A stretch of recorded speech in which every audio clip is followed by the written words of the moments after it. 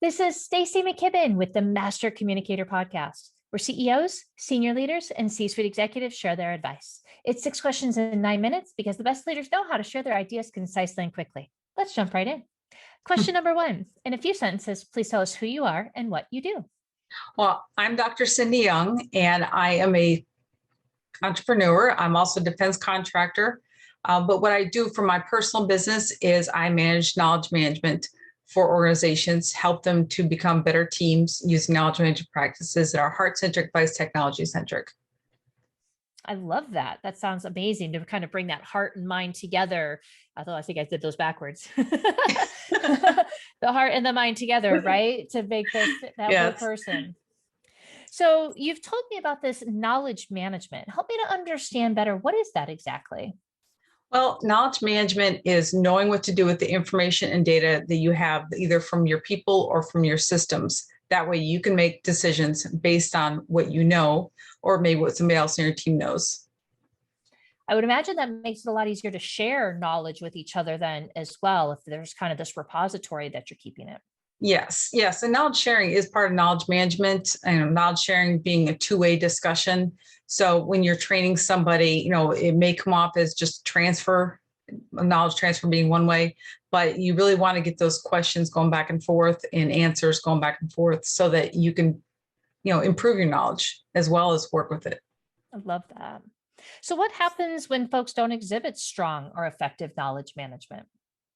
Well, you have to bring it out, because a lot of times there are people that either hoard knowledge themselves because they don't want somebody to know more than they do and they're worried about promotions, or you look at it as an opportunity to excel and to share what you know to make somebody else feel like they're more part of the team. And there's just mentoring is a big way of sharing knowledge, and also teaching somebody how to do something without coming off as a know-it-all. So there's all sorts of things you can do with knowledge management, but the biggest thing is to use it to support everybody instead of just one person. I love that. I can see how that would be a very powerful tool for an organization, especially as they continue to grow. Yes. So from your perspective, what are the best ways to share knowledge? Well, as I mentioned, mentoring is a great way, because you're getting the person to open up to you and tell you what they don't know. And you can share your experiences, your tacit knowledge, with some of the explicit knowledge that may be spelled out in your organization. You can also use it to teach people how to use a process or be a problem solver for the company, because knowledge managers are great problem solvers. One of the biggest knowledge managers I can think of, and that I've actually done video on, is librarians, because they can find the knowledge, they can find the information, and they know how to tell a student or a researcher what that knowledge means to them and how they can use it. I remember the good old microfiche days. Yes, and decimal systems. So, well, great tools to find and track your knowledge. That's amazing. So that makes me think this has been around for quite some time. Mm-hmm. Yes, and the original person who came up with knowledge management was actually somebody way back in the days in Greece, and I don't remember their name, but when I was researching it, last year to find out who was the first person to start off knowledge management, it was somebody in Greece, and then they have a big library. And then if you look at our Library of Congress, while you can't go in and check out any books from there, they can tell you where everything is. They have a system with thousands of books and documents to tell you where the knowledge is best found. That's so cool. So I'm curious, should people ask or should people tell? I think people should ask, because if you're only telling, then you don't know for sure if they know what you know, if they don't know what you know, or if they even care. So, best thing to do is really start off with, the thing is, when you ask somebody, do you have any questions? Usually they'll say no. And then at the end, I'm sorry. Your buddy. Yes. Usually at the end, they'll come up, it's like teaching school. They'll come up to you at the end of class and say, I have this question. And then you spend 5 minutes explaining to them. So, you have to ask them first if they have any questions, and push to get them to ask questions, because it saves a lot of time in the end, rather than having them listen to an entire process and be confused about what step 1 or step 2 is. Well, what's interesting about that, there's some neuroscience behind what you're suggesting as well, is that we're actually much more open to hearing and listening when we've solicited information than we are when we just are given it. So Yes. that's a really great observation on your part to have them to encourage people to ask for information rather than just giving it freely. Yeah. And that was something I learned, teaching. I taught project management at a local university, and I'm going to be teaching it again this summer. But it's so important to ask the students, what they don't know, rather than just stand there and lecture, because they're going to turn you off in a heartbeat. The In same a thing. heartbeat. It's kind Same of the, thing with your kids. exactly, exactly. So, what tips or insights would you share with leaders on how best to implement or foster an environment of knowledge management? Well, the first thing is, knowledge management isn't something that costs a lot of money. You can encourage people to share knowledge. You can do it the hard way by putting it in performance reviews and by just putting out guidance saying you need to do this, or you can make it part of your culture, like communication or change management are. Something that is natural that everybody talks about. So knowledge management isn't this little mystery phrase that people throw about. And quite honestly, if people knew what knowledge management was, I think that they would want to use it more. You know, just because it makes things easier, makes knowledge more usable for them. Mhm.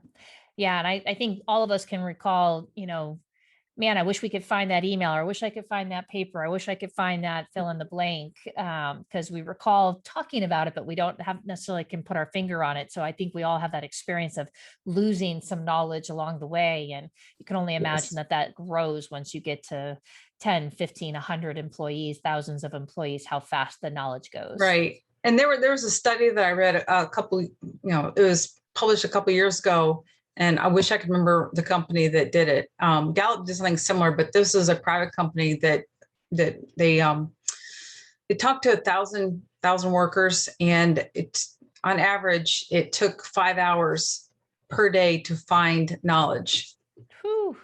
from another coworker.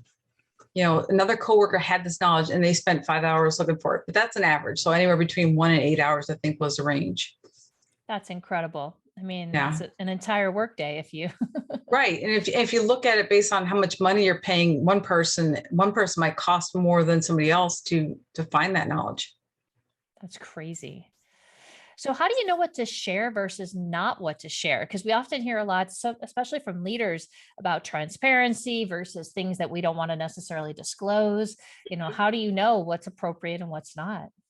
Well, I'll go with the easy stuff right now. The easy stuff to not share is stuff that's personal information, that, health, numbers, anything that's going to specifically come out as personal information.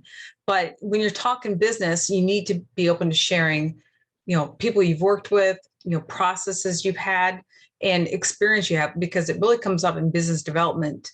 A lot of times people who work business development will see, all right, I need to create this proposal, but I don't know quite what to put in there, but they're not willing to talk to somebody that maybe will help them because they're not in the in crowd.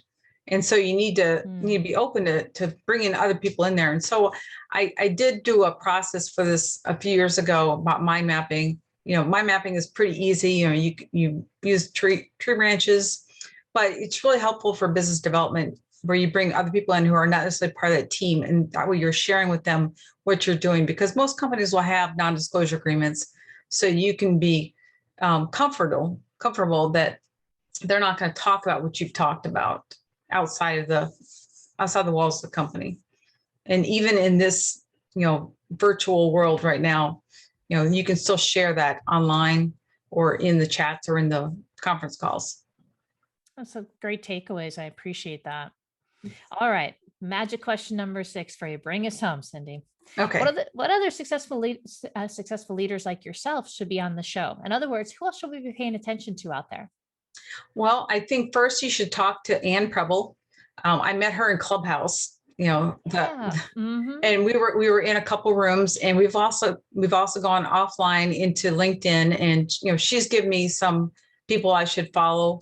And so we've really been talking, and she's actually in the local area I'm in. She's in the Hampton Roads area. So hopefully I'll be able to meet her when this is done. And the other person is a woman named Sonia Singh. She has her own company and she does coaching. And she's also, well, I forget what the word is. She's a fellow professor with me. She actually got me into teaching at University of San Francisco this fall or this summer. And she works with hospitals and with other executives doing coaching and masterclass and stuff like that. Definitely talk to them. That sounds awesome. Well, I will look forward to that, and definitely we'll have them on the show, and we'll brag about you together. So we'll all brag about knowing you. Thanks. Well, it's been such a pleasure to have you on this show. I'm curious if somebody wanted to reach out and introduce themselves, how might they go about doing that? Well, the best way is to find me on LinkedIn. I'm under Dr. Cindy Young, and I have a bunch of letters after my name. Or they can just email me at cjyoung@cjyoungconsulting.com. That's And incredible. yeah, or just check out my website, cjyoungconsulting.com. And we'll be sure to have that listed below so that anybody who would like to just click on a link and find her, they'll be able to do that.